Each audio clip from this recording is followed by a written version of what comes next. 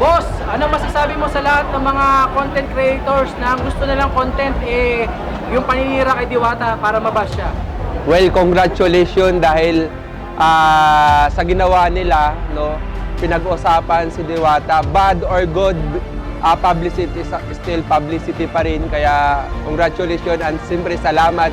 Pero tandaan natin, no, hindi nagwawagi ang mga negative, more on positive na po tayo dahil nagbago na po tayo mga Pilipino. Again, congratulations din kay Diwata na very successful ang second grand opening ng kanyang venue dito sa Quezon City at nakita naman natin talagang dinumog ng maraming tao at pati mga personal, mga kilalang tao. Nandito rin unang-una si sa politika, si Vice Mayor Ian Soto at the same time nandito rin si Aramina at nandito rin sila Rosmar,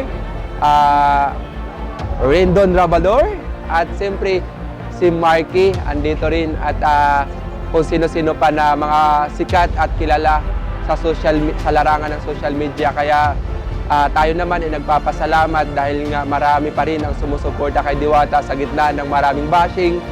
Hindi pa rin tayo nagpatinag dahil tayo bilang isang supporters din na naniniwala kay Diwata. Talagang grabe, successful. Siyempre ako nga pala si Rover Adventure Vlog aka Rover TV on YouTube.